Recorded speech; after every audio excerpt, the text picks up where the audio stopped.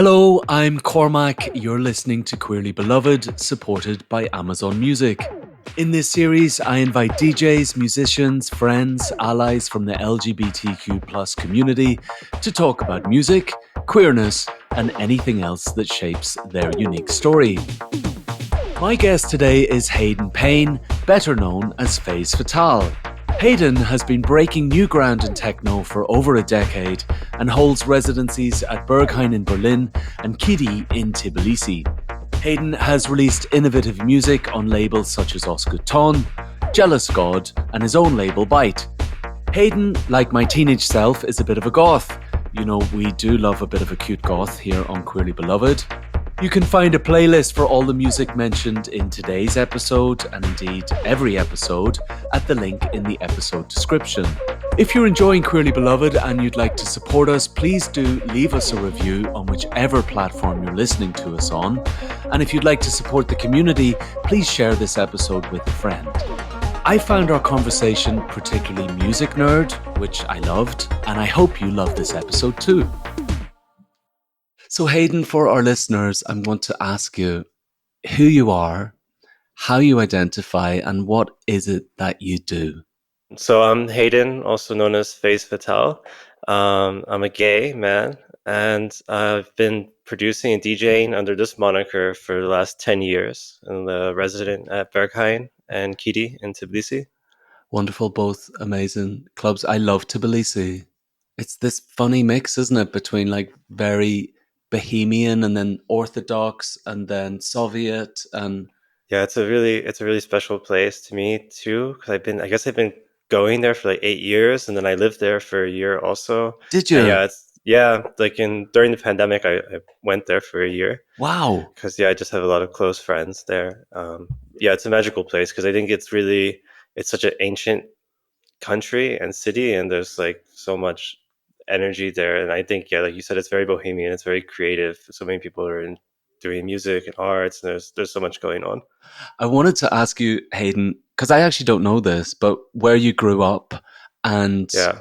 yeah, what your family constellation was like. And yeah, let's start there. Okay. Yeah. So I was born in Philadelphia, and then later on, I grew up as a teenager in 20s in New York. My parents divorced, and I mean, actually, both sides of my family are really into music. But my dad, he used to play in bands, and he was like a sound engineer. And his two sisters, so my one aunt, she was also playing in bands, and then my other aunt was like a music photographer. So my whole family was like super into music, and I guess just because of the time and everything, like my family was really they actually really loved like post punk and goth music and then EVM and all this stuff. So actually, like I got into all this, kind of discovered this music through my family.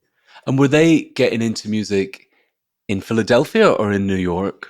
Both. Like, I mean, basically, when my dad was a teenager, he ran away from home and went to New York to be with my aunt, she was, she's like 10 something years older than him, and she was already playing in bands, and he was like a teenager, like discovering this whole like kind of New York punk scene in the late 70s. Wow. Yeah, and then came back to Philadelphia, and also I guess in Philadelphia in the 80s there was like quite a scene for that then. So yeah, they were kind of all like around what was going on then. God, if I had a time machine, there's quite a few clubs I would love to visit in quite a few places, but I always think that kind of very late 70s, early 80s in New York City must have been incredible. Yeah, Just it that must have kind been. of, yeah, like the post punk and kind of when things were getting a bit more electronic and danceteria. And because danceteria apparently was quite goth then as well. And Yeah. I must have been so exciting. Yeah, I think if I had a time machine, it would be either like that time period, like New York or London. Ah, yeah. So, yeah. Did you grow up with your mum or your dad, Hayden? My dad mostly. Your dad. And do Yeah. you remember the music that he was playing at the time? Yeah, I mean that kind of leads to the first track. So like this first track, like the jumping someone else's train by The Cure. So like this is kind of my first memories of music being a kid, and then he would always play this first Cure album in the car, Uh huh. and I like I was super super into it. And yeah, that was kind of like this beginning of getting into that kind of music, I think. Because now, The Cure is like my all-time favorite band. Good choice. Yeah. I think they were maybe the third band I ever saw. I think the first band I saw were My Bloody Valentine, maybe, Oh, cool. Another or Bob favorite. Dylan. I can't remember which one was first. And then I went to see The Cure, but The Cure are pretty amazing live. Yeah, yeah. And even saw them a couple of years ago, and it's still really good. The sound's exactly the same, and Mm. they played like 3 hours long, and yeah, lots of energy. What's your favorite Cure album, may I ask? Today, anyway. Today, I mean, usually I say Pornography is my It's a favorite. good album. Yeah, but I also really like, I don't know, Disintegration is also another favorite. I love Disintegration. I have to be a bit careful with that album because it got me through like a very difficult time. And sometimes, although I'm so fond of it and it's really in there in my like top five box in my heart, I have to be a bit careful with it because it can sometimes bring me back to that place. Yeah. It's just so incredible and also mixed up, like the 12-inch versions Yeah. of some of the tracks on there are so good. Yeah, it's really good. Yeah, it's the same. I think The Cure got many people through some difficult time because it's still, if I listen to some songs at the wrong time, it's like it's triggering something. Yeah. It's funny because The Cure are one of those bands where you can't really, like Disintegration is a very heartfelt album in a way that involves a lot of heartbreak, but then they could also do these kind of kooky pop tunes that were totally pop and just Yeah. like win over everybody on a Friday night kind of thing. It was like this kind of like slightly kitsch thing about their more poppy side, like Yeah. Love Cats or Friday I'm in Love, or like they really know how to rock out like a good pop song as well. They're fascinating. Yeah, it's really the breadth is amazing. And I love the super pop stuff, and then like, the dark goth stuff as well. That's a really good start to this selection. Yeah. It's very good. I love The Cure as well. I want to talk basically about your queer awakening, and Yeah. I wanted to ask you, within your love of The Cure, for example, or paying attention to music, was there ever a time when you were listening to an artist or looking at an artist and noticing their difference and feeling perhaps kindred with them? Yeah, I mean, I really loved Robert Smith, and I guess with the Cure, especially, they had a very, like, they looked very androgynous, whether like the people in the band are like queer or not. But it's just with this whole culture, they had crazy hair, wearing makeup, like, yeah, it was just a very androgynous look, and this whole culture and stuff. And it was like, I think it's like also, as you said, for kids to kind of see like, okay, you can look, I don't know, like a girl or something, and it's okay. And all these people were, like, famous or something, like they weren't really having a problem or something doing that. So it was making you feel like safe, that it's okay, as you were saying, or meeting other people or going to a party like that. And yeah, I guess also for me was also like David Bowie, which is very classic, I think, for people. And he's just he's hot, and it's just, and also just the way he's just, it's just like this crazy artist, and really like pushing boundaries of gender and queerness. And it was always kind of like, vague who he actually is or something. He kind of kept it like that on purpose to create this mystery, I think, which was kind of part of it in creating these like whole new personas and characters and concepts. And I found this really cool and fascinating. And then just like how like he's like feels like a larger than life kind of icon. I think it's hard sometimes. My brother was really into Bowie, and I grew up with posters of Bowie on the wall, and I have a big appreciation for him. And actually, I think a lot of the stuff that I love with Bowie, a lot of hardcore Bowie fans don't love. Like I love a lot of the Nile Rodgers stuff, like Let's Dance, and I do like Low as well. But it's a bit of a cliche to say you love Low. But it's kind of hard sometimes. I think for me to, I kind of wish again I could go back in time, and because when I hear people over 50, for example, talking about Bowie, to get the context of him, I think there was like a before and after Bowie. I think he changed so much because he was so different to what came before Yeah. that it's maybe hard when you live in what came after. It's maybe hard to kind of grasp the impact of him. And he was a Trojan horse in many ways because, like, my brother, who's like straighter than straight, loves him, but then loads of queens loved him as well. And like, Yeah. he just kind of brought people together in a way. He's Yeah, he was a bit of an alchemist, Bowie. Yeah, yeah, it's like I always like think he's like a chameleon, like shifting and also with like musical trends and always like, okay, I'm doing glam rock and then the next day I'm going to do like Berlin school ambient music and it's like changing completely all the time. Hmm. But it always is like working and like very sincere and authentic and yeah, it's find it interesting. Where I was growing up, to be called a goth was kind of the same thing as being called a faggot. Like faggot and goth were kind of the same thing where I grew up. Like, at least for me, because I was a bit of a goth growing up, or what they called in my town a goth. I don't think I was very puristly goth, but I think that was a safer space for me to hide in than faggot. Mhm. Although I still kind of got that slur as well. But I think that's true for some goths who become faggots. Yeah, I mean, I guess I was a bit lucky kind of growing up in cities like Philadelphia and New York and kind of having Mm. this music family. So they kind of they understood and kind of got everything, if I was like into this music or wanted to dress like this or something that I didn't.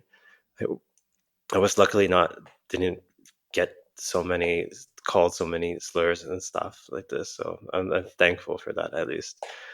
But I'm yeah, happy to hear that also. yeah. Can you choose a record from that period of maybe recognizing your own queerness? Yeah, yeah. I think I picked the Coil, the track "The Snow," but I mean, for me, it's like just the whole album, "Love Secret Domain," and this for me was really, really important as like kind of coming out and figuring out who I am, kind of as somebody that was into just more like post punk and darker music, and in all that, of course, there's a lot of queer artists, but you don't see so. It's like not so forward. It's like not Hmm. there's like so many, and I think the kind of discovering Coil and like their whole world, and their a lot so much of their music is about being gay or like and kind of, but then dealing with it like on another level, like more esoteric and magical and spiritual ways, and like really getting into the inner psyche and stuff. And yeah, for me, Coil is just kind of like when I think of gay musician icon, I always think Coil because they dealt with so many topics and subjects, even when it was taboo then. So yeah, yeah, Coil for sure. Are you choosing the album or the track? I'm choosing the track, the snow, because Okay. that for me, I just kind of like imagining the story behind this track. That I think like in the like during this time, they liked going to this kind of like queer acid house parties in London and kind of absorbing this kind of music and that environment, and then creating this track, being like super on ecstasy and stuff. And for me, it just like would encapsulate that period in time, and then it kind of more connected to what I'm doing now, because this track for me still, when I hear it, I was like every time I listen to it, it's you hear something different, and it's really very mind bending. It makes perfect sense to me because I have to confess that when I'm in the club, sometimes like if I'm playing upstairs and when I come down, there's been like opportunities where I've heard you play, and I really love what you play. Um, and when I listen to that Coil track, it makes total sense because there's this. I wouldn't call it a melancholy. It's more like a cold. Let's call it a cold mysticism. That's it's never obvious. It's always quite suggestive, and I hear that a lot in your DJ set, and I hear it in that track. And when you said that Coil are kind of esoteric, it's such a good word for them because it's not really that they're shamanic or something. It's more Hmm. the more kind of celebrated witchiness of things. Yeah, I think they somehow tune into kind of more thoughts or feelings we can't put into words and then translate that into sounds. And they have different things because they like this record's more dancey because it's really influenced by this kind of like London rave scene, but then they also have this crazy like ambient tracks, that are like 20 minutes long, and it's like developing and stuff. And I think they're just like expressing themselves in ways that a standard structure can't. They also have like a sense of humor because one of my favorite Coil tracks is "Going Up," Yeah. and I don't know if you had it in the US, but there was this really camp TV show in Britain called "Are You Being Served?" and Okay, I don't know it it. yeah, it gets spoken about quite a bit in queer history because they had this very over the top kind of camp woman with kind of lilac hair who was full of British kind of innuendo and pun, and then this very camp actor called John Ingman, who's a great example of when queer people in the media were used as comedy figures. I think that happens to disarm the threat of them, and that happened a lot within British TV. But Are You Being Served is considered a great British camp classic, and in Going Up, which is fabulous piece of music, the words are actually the theme tune of Are You Being Served? Which is, I'm going to send it to you afterwards. Okay. But they really had a sense of humor to do that, because it's Yeah. it's it's it's kind of similar to like something that the Pet Shop Boys would do, or there's a bit of a kind of queer irony in it. Like they're having fun with it, but in a really beautiful way. Yeah. Yeah, I think it's important even if it's something that seems so serious as Coil that they still are making fun with it. And I think they did that in a lot of their music. There's always kind of like wacky sounds, or they were doing, he also did like some soundtracks for a gay porn, I think. And Yeah. growing up as, a gay kid that maybe felt a bit outside, I don't know, like more mainstream gay culture, and then finding Coil and that whole world, also with Psychic TV and Genesis and everything, and seeing that there was like this whole alternative or underground gay culture, that was really cool to find as a teenager. I want to ask you, growing up, you're in New York at this point, I Mm. guess. I'm in Philadelphia still, I You're in think. Philadelphia still. Back and forth, yeah. Okay. Was there much of a community around that sound or that music at the time? In Philadelphia, no, not really. That's why like I would drive up to New York like every week to go to shows, or I like to go to this party called Weird, like but WIERD. Uh And huh. so it's weird. It was based around the label Weird Records, but it was like every Wednesday at this kind of like dive bar venue in the Lower East Side, and that's kind of what really started introducing me to like all this whole world. That's even like all those people I know then that I'm still friends with. It's like even connected now to what I'm doing now at Berghain and everything. Uh huh. So this was really the beginning. I had like this really shitty fake ID but I think they kind of knew, and they're like, okay, just let this kid in because he's really into this music. Yeah. Um, and yeah, this kind of was that got me into, I don't know, really more obscure and industrial and minimal synth. And it's where I saw like this bands, and this guy Marshall Cantarell, and he has Project Xenon Oaklander. It's kind of like cold wave minimal synthy, but they kind of did everything with like live synthesizers, and everything was like all hardware. And this kind of got me more into making more electronic music because I grew up playing guitar and was playing guitar in bands, and we always were like into electronic stuff that was mixed together like New Order or something. But this really got me more into like making electronic music that was for dancing. Were you making music then? Yeah, I mean, I've been playing guitar since I was like 10 years old, and I'm kind of Okay. playing in bands properly since I was a teenager. So yeah, it's been like the first, like my main band was called Dream Affair, and then in Philadelphia I was also playing in Void Vision. Um, and yeah, she's still going, and it's like more synthy, cold wave, synth pop kind of stuff. And yeah, at this party too, there were like a lot of trans people getting dressed up really crazy, and drag queens, and this was also like really eye opening. Was meeting your band or getting into a band, is that also a meeting of your tribe in a way. Yeah, because especially with Void Vision, Sherry, she's like a little bit older than me. When I joined the band, I guess I was 16 or so. Like I was really young, Cute. and she was, she also like got me into this whole weird records world, and we kind of met like all these people kind of through that together. I'm just imagining you going out on a Wednesday night on the Lower East Side. I have a theory that Wednesday night clubs are the club in many ways because I think like the Blitz in London was a midweek club from what I Oh know. yeah, And okay.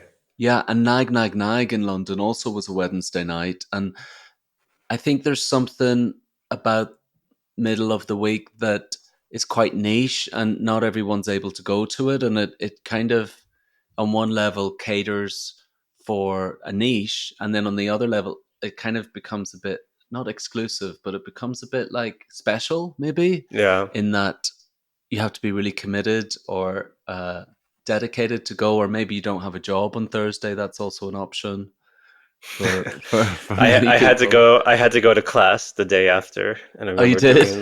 remember doing like I don't know a music exam. Super hungover, like barely slept, and doing it in the morning. Have to sing something. So you studied music. Yeah, I studied music technology at university, so it was like a mix between like music theory and then more technical stuff. So your parents, I guess, were very supportive of your music. Yeah, yeah, for sure. Because my dad bought me a guitar when I was 10, and really was like, "You should practice this," and really encouraging. And still is like he'll come to my shows, and he came to Berlin to go to Berghain and stuff.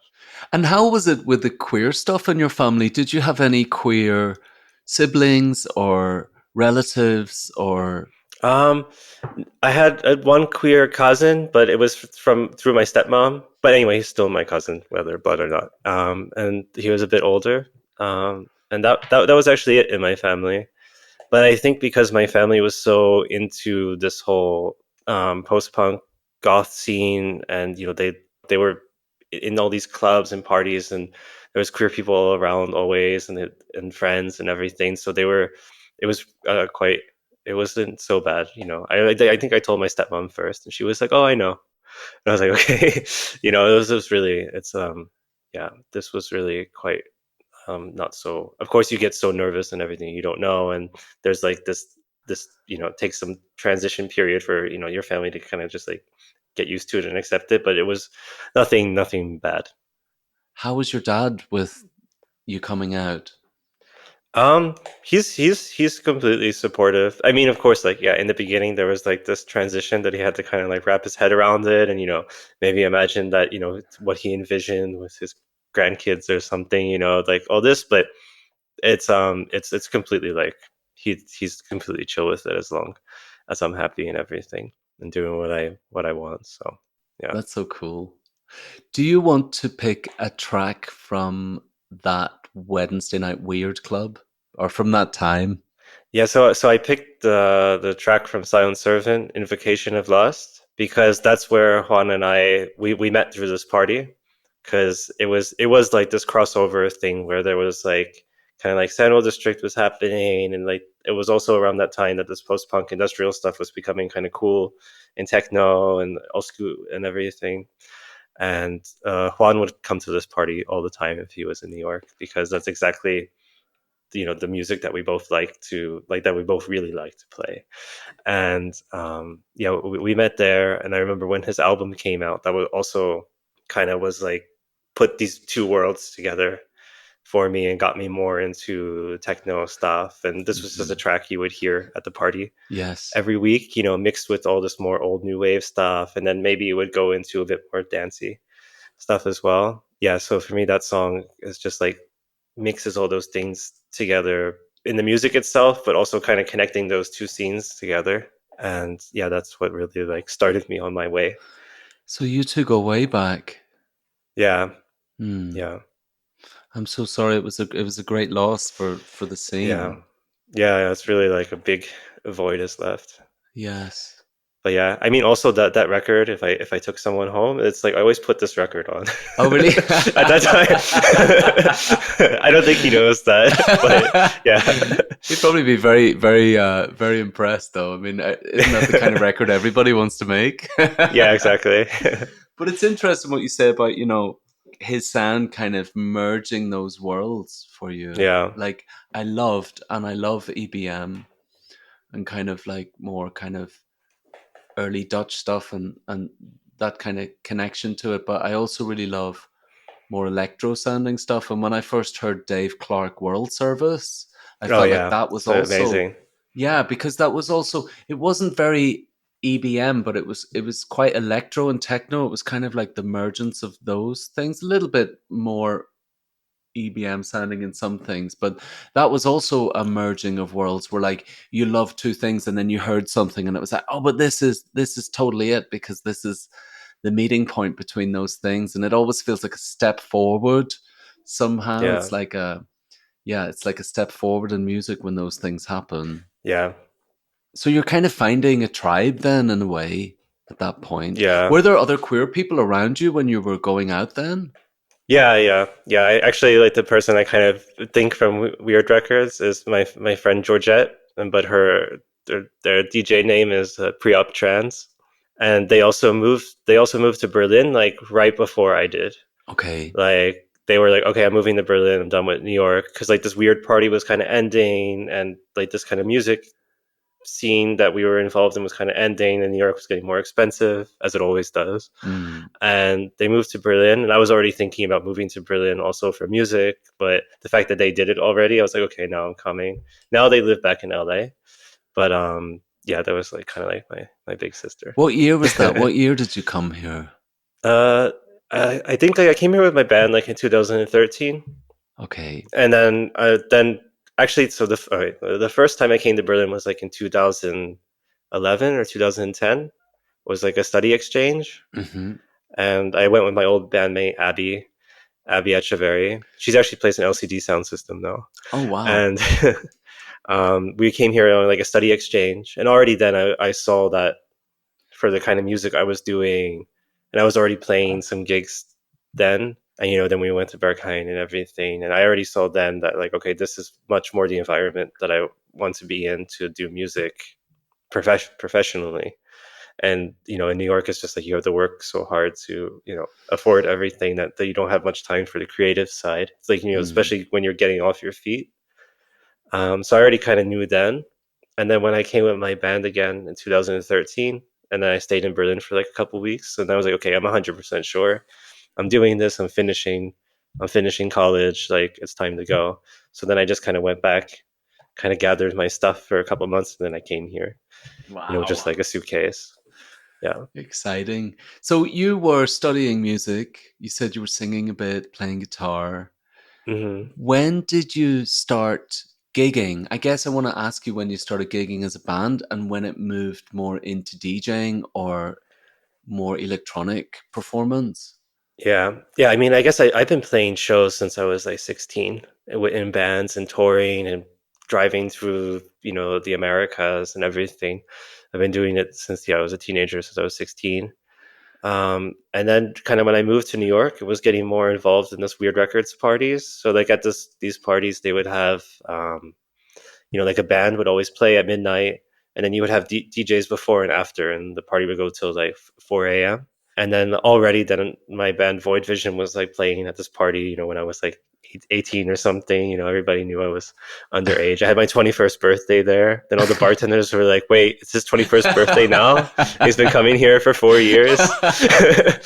But Too late to bust you yeah, at I was that like, don't point. tell anybody. Yeah. Yeah. But so I also started DJing there. And it was like a mix of stuff. It was like new beat, EBM, some early techno, and then post punk stuff. And I was playing just records then.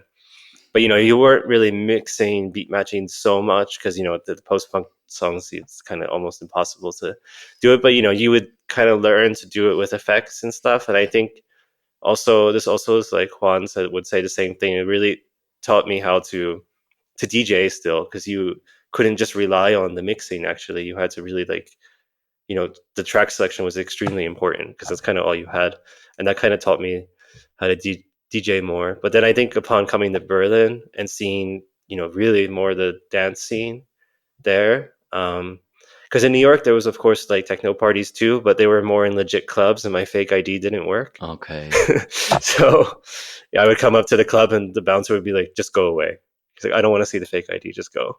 So it would, I think, like it being in Berlin, and was seeing more, like having much more fun DJing, and like mixing all the tracks together, and then it felt more like a performance to me, and then also like kind of being influenced from Juan's album and going to Berghain. I was like, okay, I also want to make music like this. Like I was already doing solo electronic music Mm-hmm. as Phase Fatale, but it was much more wavy, with vocals, and then I was like, no, wait, I want to make it like much more techno. And then I kind of like changed the course quite abruptly. And like actually, I think it's 10 years now since my first EP came out. No. Wow. God, time flies, doesn't it? Yeah. It really does. I love what you said, about like kind of, the fact that the genres maybe not so easy to mix, that it kind of forced you to rely a bit more on selection and those limits sometimes, like whether it be, that we're playing music from a genre where things are not really quantized, or things aren't made to be mixed, or, learning how to rely on track selection. I felt I had a similar experience with that, with the music I was playing at the start. And also sometimes I just was playing on sound systems that weren't very good, and you kind of had to make things work. And I think that it makes you commit, and it just teaches you tricks. And I still would say that track selection is more important than technical ability in a way. I don't know if it's more important, but I think it's the more important talent to have within you, because Yeah. you can learn the technical side. I think like the telling of a story, if you like, Hmm. through track selection. I don't know if you can learn that so well. Maybe you can, but I think that's maybe something you get through a true love of music. Yeah, I think it's something that's just like over time, and like your history of how you're interacting with music or something, and like kind of learning all the different connections. Like I always think like there's connections between like when you're selecting tracks and what you're going to choose next, and not just that, oh, these two tracks like sound cool together, but yeah, if it tells some story, maybe even if people don't understand it because it's like some kind of more nerdy connection, Yeah. but I think somehow that still is translated in through the mix and into the music and in the club, that creates something special. And I also just like when, I don't know, you play like some old house track and then you mix it with some super hard EBM track, and somehow it fits together even if it's like kind of wrong. And I like these things. Yeah. Yeah, I love it as well when they're a bit discordant, like they're not really, Yeah. they shouldn't sound like key wise or something. There's like, oh, but then the next kind of 8 bars, you're like, oh, that's actually really nice. Like just Yeah. it's funny, isn't it? It's important to keep that alive, I think, because we live in a time now where everything is so sonically slick. You very rarely hear someone's mix online where there's a rough mix, or Yeah. where something's not beat matched well or something. And I actually don't mind that when I hear like someone playing on vinyl, for example, and something's a bit out. I don't mind it, because I used to hear that in a club, and then I would get also really love when it went back in sync and stuff, and Yeah. you can Me hear someone too. work. I actually like when it goes out a little bit, because Yeah. it just, you could just feel like something's going on. I mean, if it's out all the time, it's different. But like I like when you hear. I mean, if you listen to old mixes from any master DJ, it's like it's all like a little sloppy, but it has so much energy. That this it oversees like this little that it's out. And anyway, it's like, if back in the day when you're mixing vinyl, it's gonna go out. There's no way around it. It's just part of it. Like some disco stuff is so not quantized that it's like, Oh yeah, it's a motherfucker to make sometimes. And yeah. Because I think they would have the sequencer on, and they're just like matching it by ear to the drummer, who's like also not, he's a human. So yeah. yeah. Is there a track, Hayden, that when you started to explore DJing, it could be maybe from that time where you were kind of DJing after the band, or maybe when you've come to Berlin and decided Yeah. that things were going more in that direction? Is there a track that you could select for that time? Yeah. So I think the track I picked is by R Rose, Pentagons. Yes. And for me, that's like as I was getting more into playing more techno stuff, and I think I always really liked this trippier music, even if it was Coil. And for me, like R Rose really was like capturing this psychedelic, trippy, creating this kind of like different atmosphere just through the music. But it was also like still kind of dark, and it definitely was like influenced from industrial music, and it kind of like checked all these boxes.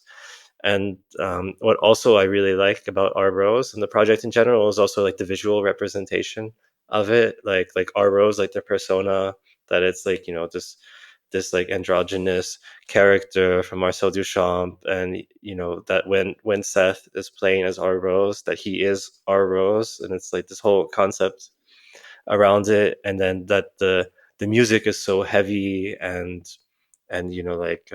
fucking your mind, but then like the artwork always for our rose is like this very sterile white cover with pink. And Yes. I really like this juxtaposition of like this kind of masculine and feminine thing. And I think especially kind of when they started this project, it was a much more, or it's like it was very like male dominated, and it's tend to put our rose in there, and it's pink.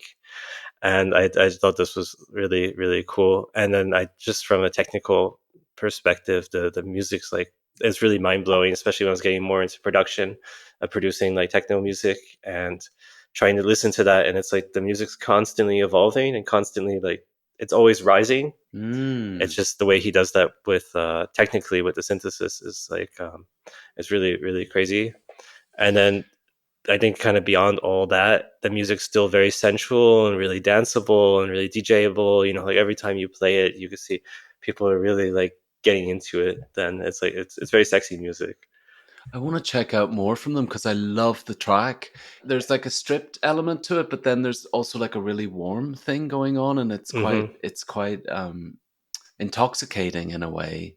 Yeah, it's like it's very plastic but organic at the same Yeah, yeah, time. It's yeah. it's That's a good it's way to say it. Yeah. It's that those juxtapositions, like sometimes with more industrial stuff or synth stuff, you can hear it like with the warm and the cold kind of thing, mhm. but you can hear it with them in a different way. I really want to check them out. I want to know more about Yeah. them. I mean, I always like playing, a song in the middle of the set. And these tracks are like, I don't know, they're always like 8, 9, 10 minutes long and really evolving. You kind of let the whole thing play and watch. It really gets people in another dimension. And it's Uh-huh. really, it's very interesting. And yeah, for me, it just was like, it was like, it's like a good transition from being more a techno DJ, but still playing stuff that has this edge to it. Did you ever have like a connection with a sound where you're like, I love that, but it's not the sound you play? Because I really feel a deep connection to the music that you're referencing and speaking about here. And when I hear your DJ set, it feels massively authentically connected.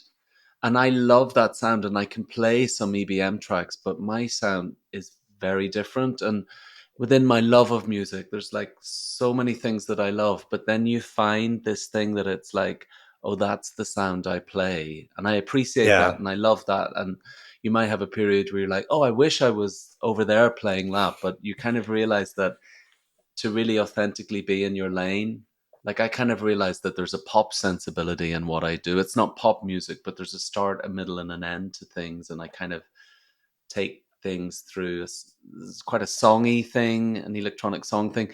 Yeah, it's kind of interesting to find your lane within it all. Yeah, I mean, I think what helped me break out of the lane was like working with Pablo as Soft Crash, Yeah, because I love synthwave, new wave, Italo disco, like old house stuff, but to play that in the middle of a Phase Fatale set can be like a bit jarring to some people, or it's sometimes it just doesn't fit, and it depends where, because if it's more at a queer party or something, like I can do it and everybody's going to be down.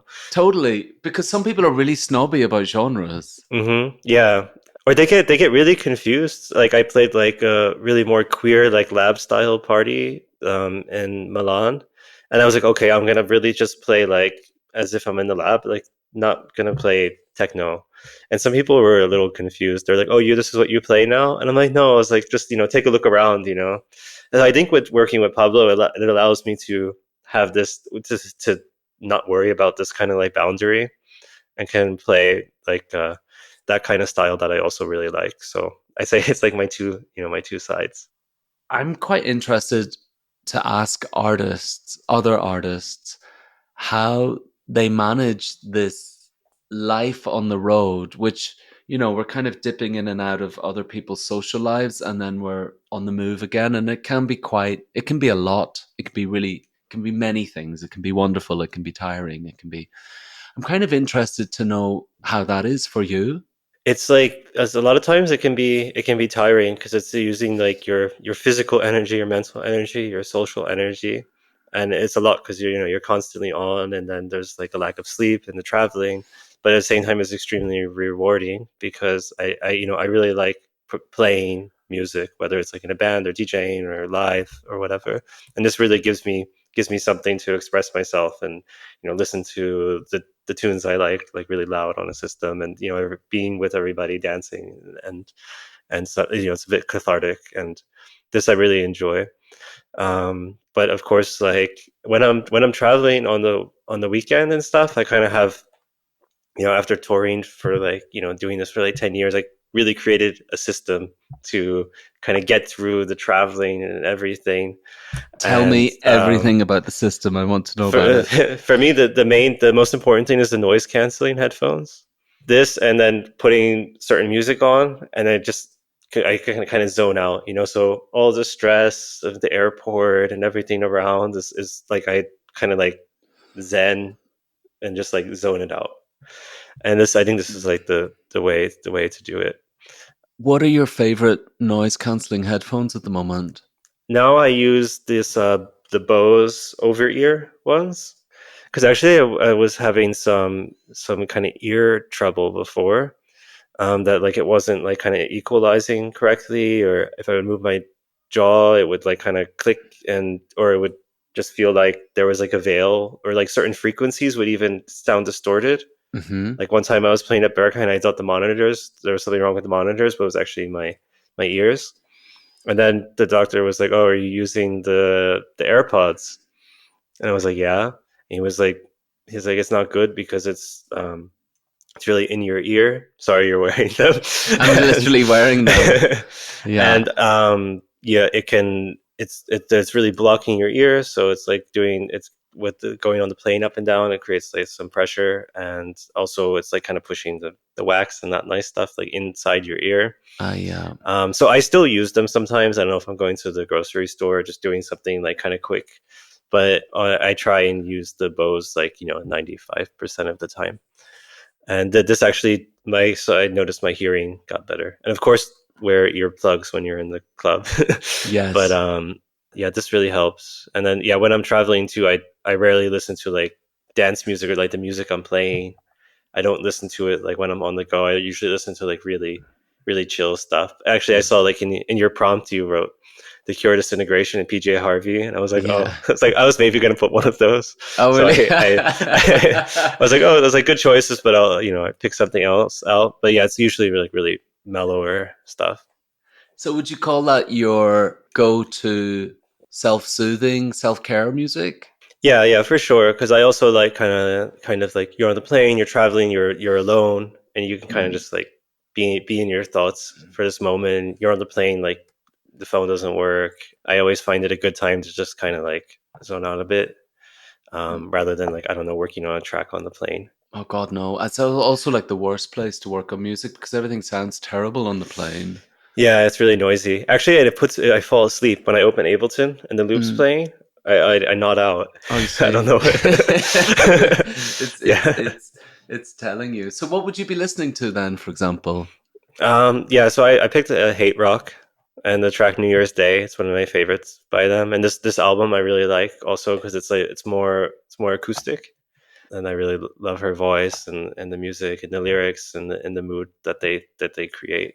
I mean, I've been a fan since their first album when they came out.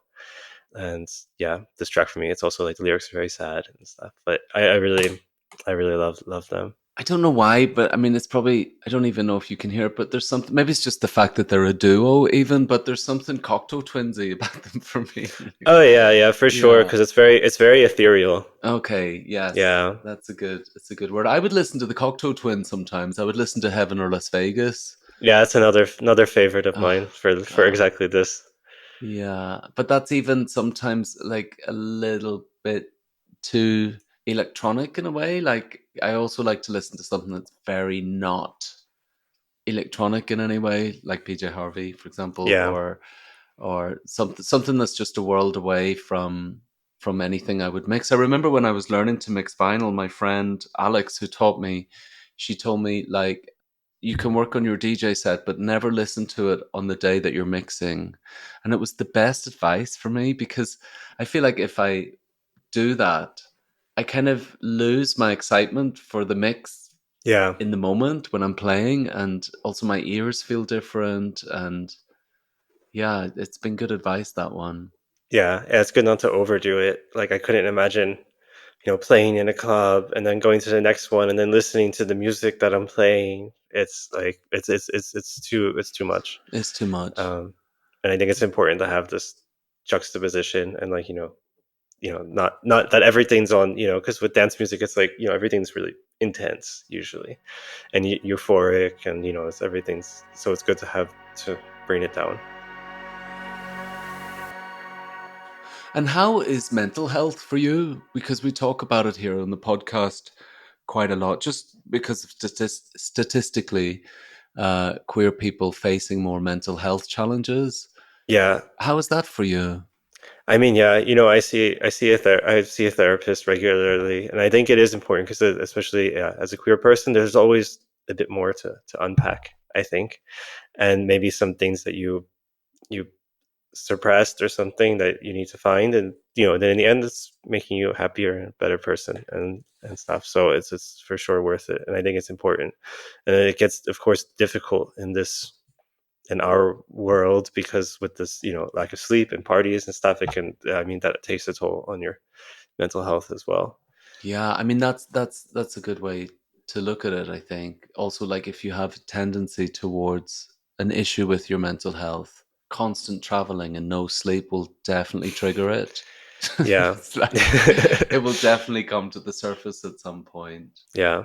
But it's a funny mixed bag, isn't it? Because I find some things tiring, but I never really want to complain about it. But then when I'm playing, I feel like that is one of those places in my life where like I'm completely in alignment with Hmm. what it is, with who I am and what it is I want to do and what's making me happy, and like the creativity and music and sharing and receiving and all of those kind of synergistic things that are happening. It's like it's also incredibly energizing and rewarding. Yeah, for me, like making music, was producing or playing, is really important also for my mental health to kind of like release, I don't know, my thoughts or what's bothering me or what's inside that I can't fully understand or convey to words to somebody. And for me, this is always, even sometimes I can listen to my music and then I would understand better my feelings actually, like afterwards hearing it. And yeah. It's so mad, that one. I once came to Berlin to make a album, and I made an album with Tobias, and we worked on it for like a month or something. And then when I came home, I split up with my partner at the time. And then when I listened to the music I'd made a breakup album, and it was exactly that. It was exactly like, obviously on some level I knew that was happening, but I hadn't processed it or been able to face it, and yet I Hmm. was able to articulate it through music first. It was bizarre. Yeah, like subconsciously you knew already. Yeah, I also had a EP like this, and I listened to it, and I was like, yeah, now it all makes sense. Yeah. Like that, I knew, and it makes you feel better because you knew already, so it like gives you a better understanding. Is there a track that you are loving either at home or when you're playing recently? Yeah, I wanted to talk about this new artist, Gaia. She's Uh-huh. actually from Kiev. We met there, but now they live in Berlin, and the track's Frozen White Horse. So it's from a record that I'm putting out on my label, Byte, Ah. and it's their first solo EP. The first time we played together at K41, this was like a few years ago, and already then I was like, wow, they're so cool, like playing such cool music, and they look cool, like this person's whole vibe that I really am into. Mm-hmm. And then I saw them play another time at K41, and it was the same. And actually they were two different, because one time they played in the backyard, so it was like completely different set than when they played like inside. Okay. And it was cool to see like both sides of this. And then they also have like a more experimental project called She Moves She, and it's almost sounds kind of like Coil with like weird guitar. and Hmm. and then yeah, I was just super into this whole record because it's something that I could really connect with, because there's a lot of guitar and post punk influences on it, but then at the same time it's like very techno, but it's really trippy and psychedelic, and it kind of like checks all these boxes that I really like. So Nice. And that's coming yeah, out on Byte?